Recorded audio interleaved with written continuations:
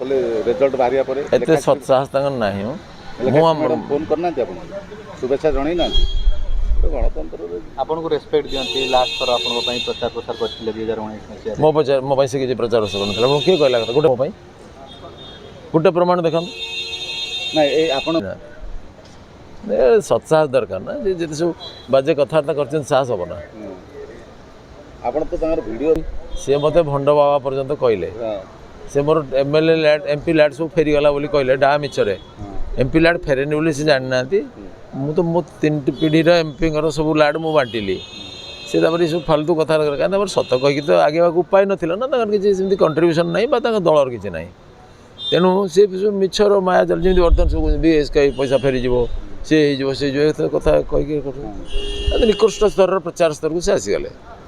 सब किसी करनी मुझे जहाँ जहाँ कही से कैसेट को बजेली जे बीजेडी मूल्यांकन से जो दृष्टि कर आप शुणु तापर जनता जनार्दन को डाउट हम आउ कि दरकार पड़ो निहंट हम कहि लोग कहले ना सफिशिएंट सर ये जो लक्ष्मी बस आम सरकार तो आसीनी आम तो हटेनु ताकर जदि निजे डर रे हटेथिबे आम कोन करिवो। नमस्कार। ये साधारण निर्वाचन रे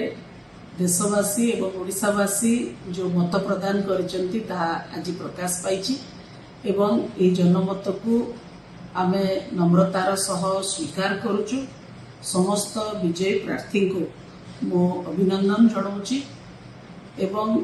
विजु जनता दलर समस्त कर्मी एवं नेतृवृंद जो मैंने अक्लांत परिश्रम करी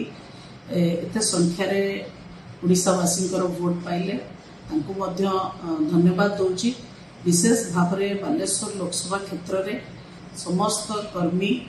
एवं विजु जनता दल परिवार समस्त सदस्य समस्त जो अहरह परिश्रम करथिले ताको मो सेमानंकु धन्यवाद जनाऊँगी। विजु जनता दल सबुबले ओडिशावासींकर सेवारे निजकु दीर्घ 25 वर्ष हब नियोजित करिछि एवं आगकु मध्य करिवो। मु मध्य बालेश्वरवासींकर सेवारे निजकु नियोजित रखिबी